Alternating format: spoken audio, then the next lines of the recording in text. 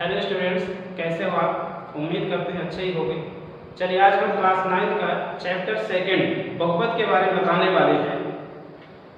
बहुपद आप पहले भी पढ़ चुके हो क्लास 6 में, 7 में, 8 में, और उसी का विस्तारित रूप क्लास 9 में हम पढ़ेंगे। और इसके बारे में हम आपको स्टार्ट कर रहे हैं। सबसे पहली चीज बहुपद के बारे में बता दे रहे हैं कि बहुपद होता क्या है, और उससे भी पहली चीज चर और अचर राशि के बारे में बता दे रहे हैं, क्योंकि बहुपद के अंतर्गत चर राशि के बारे में जानना बहुत जरूरी है, अचर राशि के बारे में जानना बहुत जरूरी है। तो हम बहुपद की परिभाषा बताने के पहले थोड़ा सा आपको ले चलते हैं चर राशि की ओर। तो चर राशि क्या है? चर राशि का मतलब कहलाता है जिसका मान परिवर्तन होते रहता है, यानी जिसका मान फिक्स नहीं होता है, और उसे हम संकेत में x, y, z इत्यादि के रूप में संकेत में प्रदर्शित कर सकते हैं।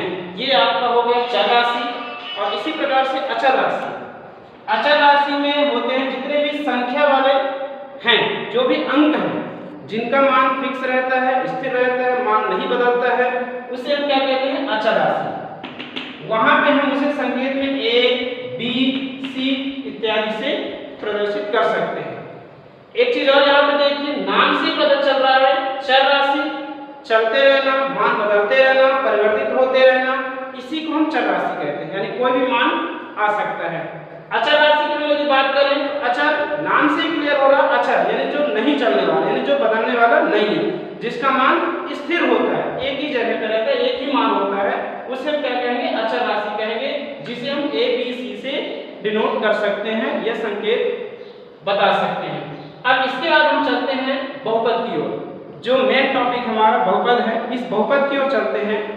तो बहुपद की परिभाषा के रूप में यदि हम कहें तो बहुपद का तात्पर्य होता है ऐसा बीजीय व्यंजक जिसका घातांक पूर्णांक में हो, जिसका घात या पावर पूर्णांक में हो, उसे हम बहुपद कहेंगे। ऐसा बीजीय व्यंजक, बीजीय व्यंजक के बारे में भी आप पिछले क्लास में पढ़ चुके होंगे। तो ऐसा बीजीय व्यंजक जिसका घातांक पूर्णांक में हो, उसे हम बहुपद कहेंगे। और यहाँ पे आपको एक चीज याद रखना है, एक शब्द आया है पूर्णांक। तो पूर्णांक के बारे में आपको बता दे रहा हूँ। पूर्णांक का मतलब होता है 0 से लेकर के सभी अंक, 0 से लेकर के 0, 1, 2, 3, 4, 5, ये सभी अंक क्या कहला गए? पूर्णांक कहला गए। 0 से लेकर के 0, 1, 2, 3, 4, 5, 6 ये सभी पूर्णांक कहला गए। तो हम ये देखेंगे कि ऐसा बीजीय व्यंजक जिसमें चर की घात पूर्णांक हो, उसे ही हम बहुपद कहेंगे। तो यहाँ पर हम बहुपद को सूत्र के रूप में यदि हम लिखें तो ऐसा लिख सकते हैं ax plus b, ax plus b, ये एक बहुपद हो गया। आप यहाँ देखेंगे चर क्या x है, जिसका घातांक 1 है। यदि हम ax square plus bx plus c, इसे भी हम कह सकते हैं, यहाँ चर राशि x है, इसका घातांक क्या है? 2 है। इसे भी हम क्या कह सकते हैं? बहुपद कह सकते हैं। तो ये हो गया आपका बहुपद से संबंधित 2-3 चीजों को आप ध्यान रखिए। चर राशि, अचर राशि, पूर्णांक। पूर्णांक का सबसे ज्यादा यहाँ पे जरूरत है, घातांक में आप ध्यान रखेंगे।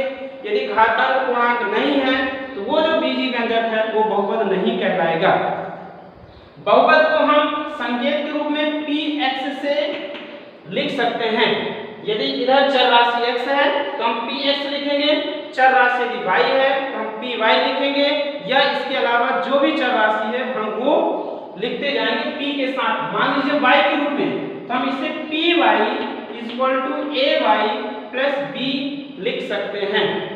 t है या जो भी चर राशि है उसे ही हम p के साथ लिख सकते हैं। तो यहाँ से एक चीज निकल करके बात आ रही है कि बहुपद को हम px से प्रदर्शित कर सकते हैं। ऐसा बीजीय व्यंजक जिसकी घातांक पूर्णांक हो, उसे हम बहुपद कहेंगे। पद यहाँ कोई निश्चित नहीं है, एक पद भी हो सकता है, 2 पद भी हो सकता है, 3 पद भी हो सकता है, 4 पद हो सकते हैं। इसके बारे में भी आगे आपको बताने वाला हूँ। तो यहाँ पे फिर सबके प्रकार हो जाएंगे अलग अलग, कि एक पदी बहुपद, 2 पदी बहुपद, त्रिपदी, ऐसे करके हम आगे इसमें बढ़ते जाएंगे। तो उसके बहुपद के प्रकार आप समझ लीजिए। पद के आधार पे बहुपद भी 2 प्रकार से मुख्य रूप से होते हैं? पद के आधार पे होते हैं और घातांक के आधार पे। तो पद के आधार पे हम बहुपद को बता दे रहे हैं, प्रकार पद के आधार पर, स्टेप के आधार पर उसमें कितने पद हैं। यदि बहुपद में मान लीजिए px बराबर 4x है, 4 की जगह कुछ भी हो सकता है, 5x हो सकता है, सिंगल x भी हो सकता है, ax भी हो सकता है, सिर्फ x भी हो सकता है। अब इसमें आप देखेंगे एक पद है, तो हम इसे क्या कहेंगे? एक पदी बहुपद कहेंगे, एक पदी बहुपद कहेंगे। दूसरी बात, इसमें यदि दूसरा बहुपद है जिसमें 2 स्टेप है, जैसे मान लीजिए 4x + 5 है, 4x + 5 या 7x + 9 या अगर कुछ भी है, तो ये क्या कहलाएंगे? द्विपदी बहुपद कहलाएंगे। ये भी द्विपदी कहलाएगा, ये भी द्विपदी कहलाएगा। इसे हम ऐसे लिख सकते हैं द्विपदी बहुपद, ये भी द्विपदी बहुपद ही कहला जाएगा।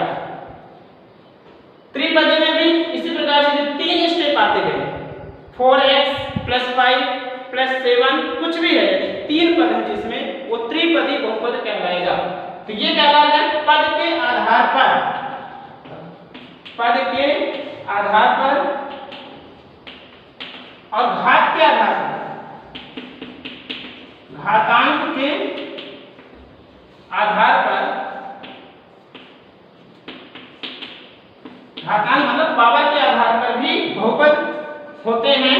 तो जिसका घातांक 1 हो, जब घात 1 हो तो वहां पे देखिए, जैसे मान लीजिए 7x + 9, इसमें x की घात क्या है? 1 है, तो हम इसे रैखिक बहुपद कहेंगे। क्या कहेंगे हम इसे? रैखिक बहुपद। px बराबर 7x + 9 है, जिसका घातांक जो चर राशि है उसका घातांक 1 है, तो हम उसे क्या कहेंगे? रैखिक बहुपद कहेंगे। घात यानी चर राशि की घात क्या है? चर राशि की घात 1 है, इसलिए इसे क्या कहेंगे हम? रैखिक बहुपद कहेंगे या एक घातीय बहुपद भी कह सकते हैं। इसी प्रकार से यदि घात 2 हो, जब घात 2 हो तो वहां पे हम ऐसा लिख सकते हैं 7x² हो गया प्लस 8x हो गया प्लस से 10 हो गया, कुछ भी अंक लिख सकते हो। इसको हम ax² plus bx plus c भी लिख सकते हैं, जिसे हम क्या कहेंगे? चर राशि की जब घात 2 है, अधिकतम घातांक देखेंगे, यहाँ सिंगल भी है, यहाँ डबल भी है, घातांक पावर 2 है, अधिकतम मैक्सिमम, तो वहां पे हम इसे क्या कहेंगे? द्विघाती बहुपद कहेंगे। इसी प्रकार से घातांक 3 है तो उसे हम त्रिघाती बहुपद कहेंगे। आगे फिर हम इस प्रकार से बढ़ते जाएंगे। तो यहाँ पे जो बहुपद के प्रकार हैं वो मुख्य रूप से 2 प्रकार होते हैं, पद के आधार पर होता है, घातांक के आधार पर होता है। जिसमें एक पद है उसे एक पदी बहुपद, 2 पद है द्विपदी बहुपद, 3 पद है त्रिपदी बहुपद, ऐसे हम आगे बढ़ते जाएंगे। घातांक के आधार पर जिसकी घातांक 1 है उसे हम रैखिक बहुपद या एक घातीय बहुपद भी कहेंगे। जिसकी घातांक 2 है उसे हम द्विघाती बहुपद कह सकते हैं, 3 है त्रिघाती बहुपद कहेंगे। इस प्रकार से हम इसमें आगे बढ़ते जाएंगे। अब इसमें एक चीज ध्यान रखना है, जैसे हम घातांक 1 से स्टार्ट किए, 1 भी हो सकता है, 2 भी हो सकता है, लेकिन 0 की जब बात आती है, 0 में क्या पूर्णांक है। यदि कोई भी क्वेश्चन आता है क्या 7 ओनली 7 हो, ओनली 10 हो, 4 हो, 10 हो, 4 हो, तो क्या ये बहुपद है? यदि कोई प्रश्न है सामने आपके कि क्या 7 को हम बहुपद कह सकते हैं, 4 को बहुपद कह सकते हैं, 10 को बहुपद कह सकते हैं, या कोई भी अंक है क्या वो बहुपद है, तो इसका निश्चित रूप से आंसर ये है कि बहुपद में आएंगे, यदि बहुपद है। क्यों? क्योंकि इसमें हम x यदि जोड़ करके x की पावर यदि 0 कर देते हैं, 7x की पावर 0 कर देंगे, तो आप सबको पता है कि x की पावर 0 का मतलब क्या होता है? 1 होता है, और 7 × 1 का मतलब 7, मतलब यहाँ पे देखा जाए तो ये क्या कहला गया? बहुपद कहला गया। अब चूंकि इसकी कंडीशन ये हो गई कि इसकी बहुपद क्या है? एक पदी बहुपद कहलाएगा। ऐसे इसमें हो सकता है 4x की पावर 0, तो ये भी बहुपद है, क्योंकि घातांक जो चर राशि की घातांक हो तो पूर्णांक आ रही है, पूर्णांक क्या है 0 है, यहाँ पे 0 है और चर भी है। चर के बाद 7x की पावर 0 मतलब ये बहुपद कहला गया। इसी प्रकार से 4x की पावर 0 ये भी बहुपद कहला गया। 10x की पावर 0 ये भी बहुपद कहला गया। इस प्रकार से कोई यदि सिंगल अंक है वो बहुपद कहलाएगा। अब यहाँ पे यदि पूर्णांक के अलावा आता है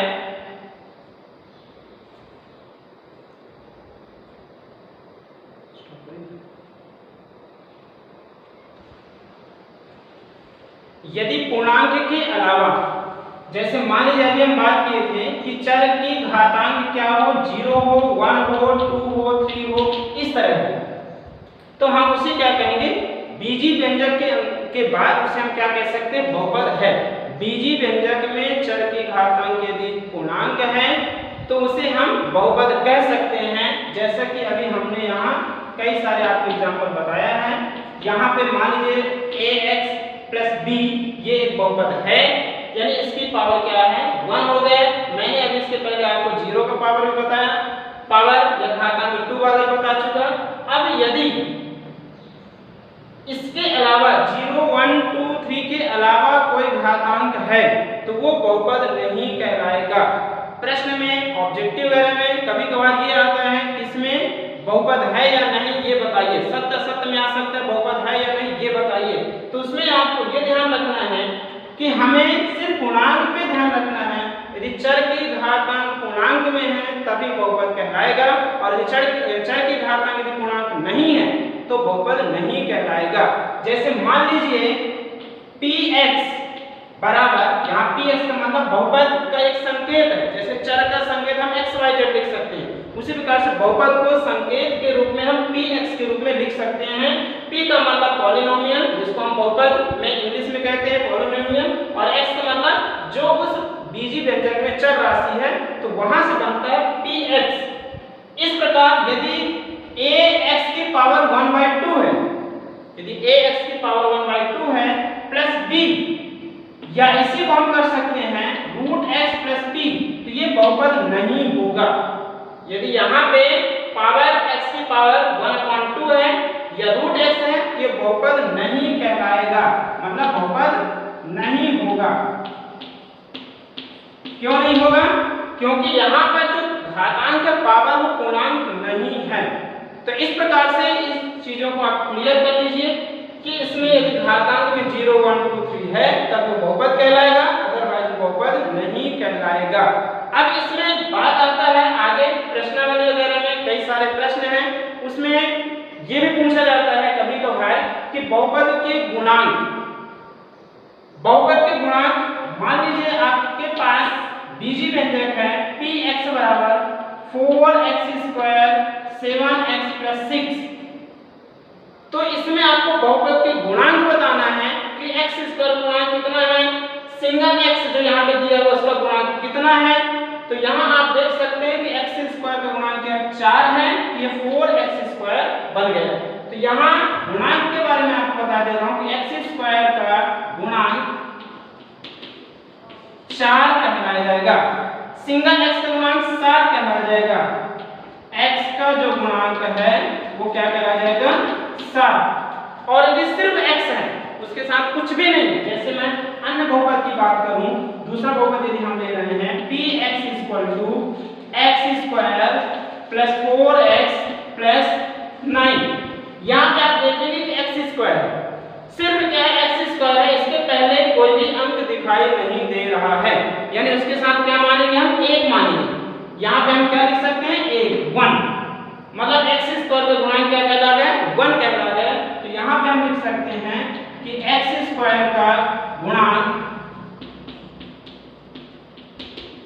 x² का गुणांक क्या है 1 है, ठीक है। यहाँ पे हम देखेंगे x² का गुणांक 4 है, गुणांक नाम से ही पता चल रहा है गुणांक में जो अंक है उसी को हम गुणांक कहेंगे। जैसे हम x² गुणांक की बात करें तो x² में किस अंक का गुणा किया गया है, तो x² में 4 का गुणा किया गया है, यानी x² का गुणांक 4 कहला जाएगा। उसी प्रकार से जो यहाँ x है इसमें किस अंक का गुणा किया गया 7 का, तो x का गुणांक 7 कहला गया। यहाँ पे x² का गुणांक क्या है 1 कहला गया, यहाँ पे x² का गुणांक क्या कहला गया 4 कहला गया। तो ये बात हो एक चीज और बहुपद के अंतर्गत बता दे रहे हैं हम, जिसमें एक ही चर राशि है, जिसमें एक ही चर राशि है, केवल एक है, उसे हम एक चरी बहुपद कहेंगे। जैसे यहाँ ax प्लस b है, सिर्फ x है, तो यहाँ px बराबर ax प्लस b है, तो हम उसे एक चरी बहुपद कहेंगे। और अधिकतर आपको इस पूरे चैप्टर में एक चरी बहुपद के बारे में ही बताया गया है, एक चरी बहुपद में ही पढ़ाई करनी है। तो एक चरी बहुपद ही है ये px बराबर ax प्लस b, एक ही चर, घातांक कुछ भी हो सकता है, 1 0 2 3 4 5 यानी अनंत तक के जो भी अंक है, कोई भी अंक आ सकता है, तो उसमें ये कहा जाएगा। अब इसके बाद ये हो गया आपका गुणांक के बारे में। इसमें एक चीज और है, जीरो। क्या जीरो बहुपद है? सिर्फ जीरो की मैं यदि बात करूं, ओनली जीरो, ओनली जीरो। क्या जीरो बहुपद है? तो जीरो भी बहुपद है, लेकिन हम इसे शून्य बहुपद कहेंगे। क्या कहेंगे? शून्य बहुपद। यदि हम इसे रियल रूप में यदि प्रदर्शित करना चाहें तो हम x की पावर 0 कर सकते हैं, और 0 के साथ किसी भी चर हो, अचर हो, कोई भी राशि हो, सभी का गुणा करने से 0 ही हो जाता है। तो यदि कभी प्रश्न आपके सामने आता है कि क्या 0 बहुपद है, तो निश्चित रूप से 0 बहुपद है, लेकिन उसे हम शून्य बहुपद कह सकते हैं। तो यहाँ से दो तीन चीजें क्लियर हो गई। सबसे पहले बहुपद की परिभाषा क्या है, बहुपद के प्रकार क्या है। प्रकार दो प्रकार के होगा आपका, पद के आधार पर, घातांक के आधार पर। इसके बाद बहुपद के गुणांक की बात हो गई, एक पदी दो पदी के बाद, और घातांक के बाद बहुपद में जो चर राशि है उनके गुणांक की बात हो गई। x का गुणांक 4 है, x का गुणांक 7 है। यहाँ पर इसी प्रकार से कोई भी बहुपद आपके सामने आ सकता है, तो उसके गुणांक के बारे में हम बता सकते हैं। अब इसके बाद आता है बहुपद के मान ज्ञात करना। बहुपद के मान ज्ञात करना, इतने में जो बताया गया है, तो आपके जो चैप्टर सेकंड का फर्स्ट एक्सरसाइज है वो सब कुछ इसी में है, आप अच्छे से पूरी तरह से सॉल्व कर सकते हैं।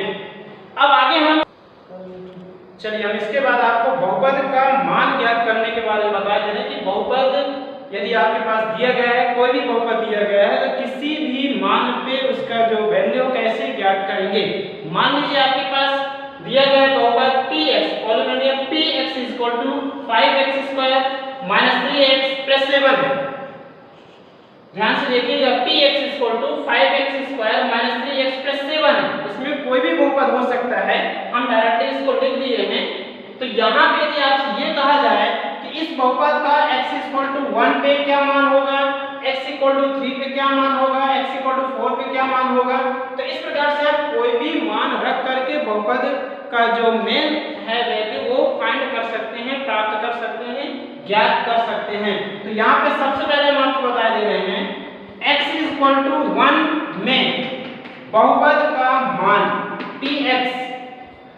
px बराबर हो जाएगा। देखिएगा, x इक्वल टू 1 रख रहे हैं इस बहुपद में, px है, x इक्वल टू 1 है, यानी यहाँ भी क्या हो जाएगा, 1 हो जाएगा।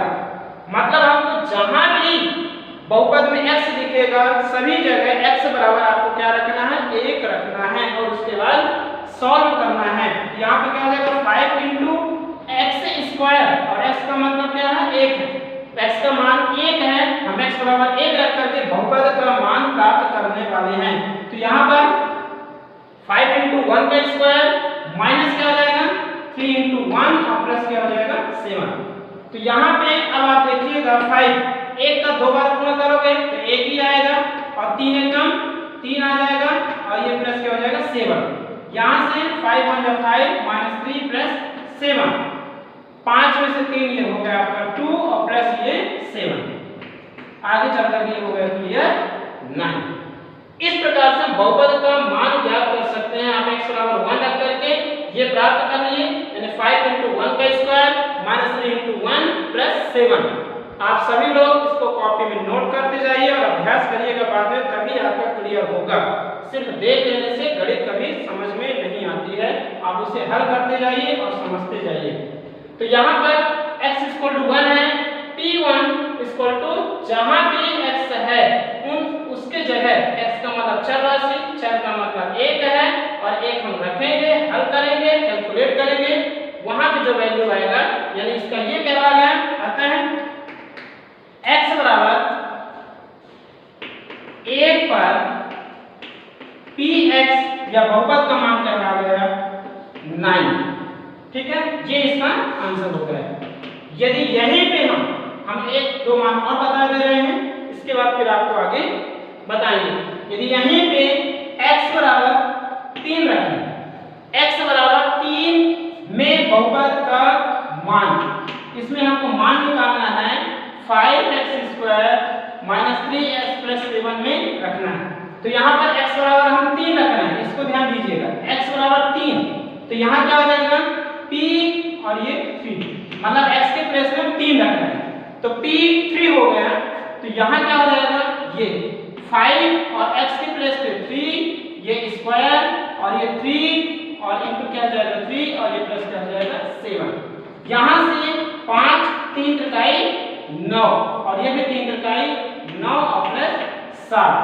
यहाँ पे 9 का 9 आपका 45, 5 9 45 माइनस क्या हो जाएगा 9 और प्लस ये 7। इस प्रकार से इसको कैलकुलेट करना है।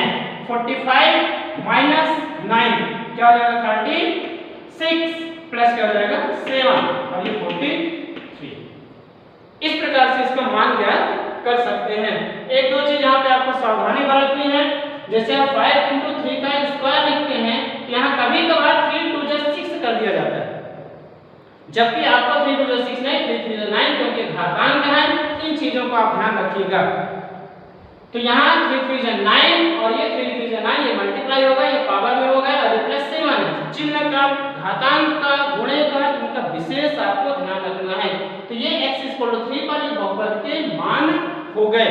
इस प्रकार से आपके पास यदि कोई भी बहुपद है, किसी भी चर राशि का मान रखने के लिए आता है, तो आप बड़े आराम से उसको अच्छे से निकाल सकते हैं। x 4 पर भी इसी प्रकार से हो जाएगा। जब x 4 हो तो यहाँ से p4 हो जाएगा 5 × 4 का स्क्वायर माइनस 3 × 4 हो जाएगा प्लस क्या हो जाएगा 7। ये 5 4 4 16 माइनस 4 3 12 प्लस 7। यहाँ से 16 5 क्या हो जाएगा 80 माइनस 12 प्लस क्या हो जाएगा 7। अब इसके बाद और कैलकुलेट आगे कर दीजिए। 80 में 12 माइनस 1 कितना आ जाएगा 68। इसके बाद प्लस 7, 68 और 7 कितना हो जाएगा 75। ये आपका x 4 पर दिए गए बहुपद के मान प्राप्त किए गए हैं। इसके बाद आगे आपको हम बहुपद के शून्य ज्ञात करने के बारे में बताएंगे।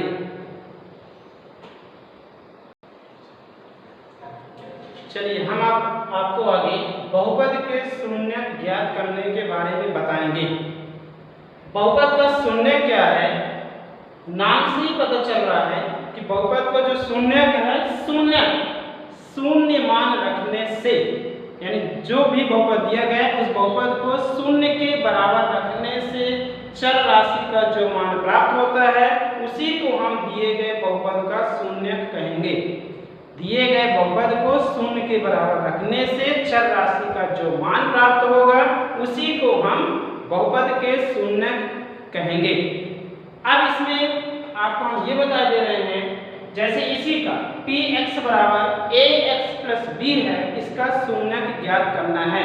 तो इसके लिए हम क्या करेंगे, px को 0 के बराबर करेंगे। 0 मतलब शून्य को हम जीरोस भी कह सकते हैं, इंग्लिश वर्ड इसका जीरोस है। यानी 0 जो भी बहुपद दिया रहेगा उस बहुपद को 0 के बराबर लिखना और उसके बाद चर का जो मान आता है उसी को हम शून्य कहेंगे।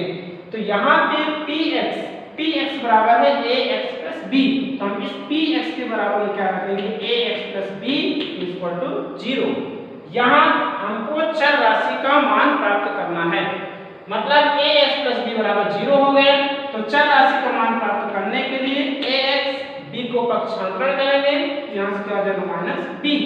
इसके बाद x बराबर हो गया माइनस b/a।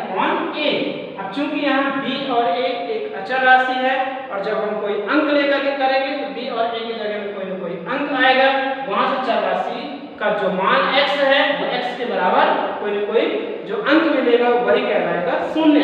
तो यहाँ पे जो भी बहुपद दिया गया है ax प्लस b का शून्य 1।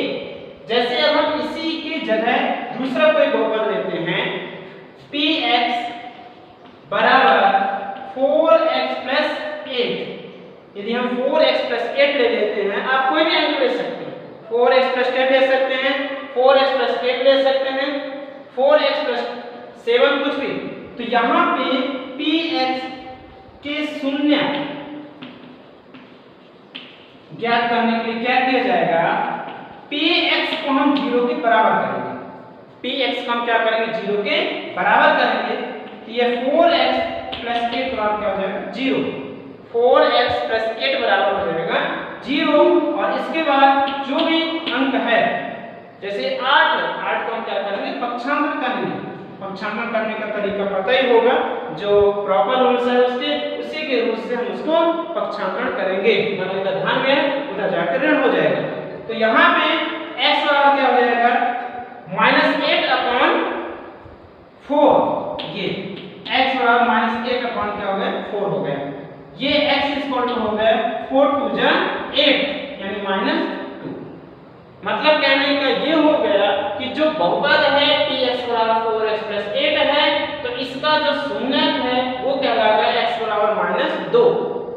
px का शून्यक क्या कहलाएगा, x बराबर -2 कहलाएगा। तो ये ax प्लस b का शून्यक कहलाएगा -b/a, 4x प्लस 8 का शून्यक कहलाएगा -2। इस प्रकार से आपके पास जो भी बहुपद दिए रहेंगे उसके शून्यक प्राप्त कर सकते हैं। एक दो चीज यहाँ पे आपको ध्यान रखना है, यदि एक घातीय बहुपद है उसके एक और केवल एक शून्यक ही होंगे। यदि एक घातीय बहुपद है, जैसे इसमें आप घात देखें, चर राशि की घातांक क्या है, 1 है, तो उसमें एक और केवल एक ही शून्यक आएगा। जैसे कि यहाँ पे हमने निकाला है 4x प्लस 8 है, x का पावर 1 है। तो यहाँ पे आप आगे चल करके देखिए, जो लास्ट में आपका आया है आंसर वो क्या कहा गया है, x बराबर -2 है, यानी एक ही शून्यक आया है। यदि घातांक 2 है तो उसके 2 शून्यक होंगे, घातांक 3 है तो 3 होंगे। इस प्रकार से आगे हम करते जाएंगे। तो अभी आपको यहाँ पर एक घातांक वाला ही पढ़ना है, यानी जहां भी एक घातांक वाला जो बहुपद होगा उसके जो शून्यक हैं वो एक ही शून्यक आएंगे। इसके अलावा हम और कुछ ले लेते हैं क्वेश्चन आपके सामने। x प्लस, जैसे आपके px इक्वल टू हो गया 3x -2, 3x -2। तो इसका शून्य के लिए ज्ञात करने की बात आती है, तो शून्य निकालने के लिए शून्य ज्ञात करना है। तो यहाँ क्या हो जाएगा, px बराबर 0। जैसा कि पहले भी मैं बताया हूँ आपको कि शून्य का मतलब होता है शून्य के बराबर, यानी जो भी बहुपद दिया गया उसको शून्य के बराबर करना है। सबसे पहला काम आपको करना है, पहला स्टेप है आपको शून्य के बराबर करना, 0 के बराबर करना। तो px 0 है, यहाँ से 3x -2 0। तो यहाँ से हो जाएगा आपका 3x 2 या x हो जाएगा 2/3। ये कहलाएगा इसका शून्य। आप यहाँ देख सकते हैं, इसकी घातांक 1 है तो 1 शून्य आया, इसकी घातांक 1 है तो 1 शून्य आया, इसकी घातांक 1 है तो यहाँ भी 1 शून्य प्राप्त किया गया। इस प्रकार से हम शून्य ज्ञात कर सकते हैं। आप ऐसे कई सारे एग्जाम्पल आप ले सकते हैं, उसके साथ ही शून्य का आप ज्ञात कर सकते हैं, अभ्यास कर सकते हैं। और इस प्रकार से आपका ये बहुपद के अंतर्गत जितना चीज बताया गया, ये आपके लिए बहुत ही इंपॉर्टेंट, बहुत ही महत्वपूर्ण टॉपिक हुआ। यहाँ से आपको बहुपद के बारे में बताया गया कि बहुपद क्या है, बहुपद के प्रकार कितने हैं, घात के आधार पर अलग हो गए, पद के आधार पर अलग हो गए, बहुपद में जो पद है उनके गुणांक के बारे में बताया गया, बहुपद के शून्यक के बारे में बताया गया। इस प्रकार से इसको सारी चीज आप नोट करें कॉपी में और अभ्यास करें, और आप इसको बार-बार रिवाइज करते रहें, तभी आपका ये चैप्टर आगे कंप्लीट होगा। फिर आगे हम आपको बहुपद के विभाजन के बारे में अगले वीडियो में बताएंगे। तब तक के लिए स्वस्थ रहिए, सुरक्षित रहिए, अपना ध्यान रखिए।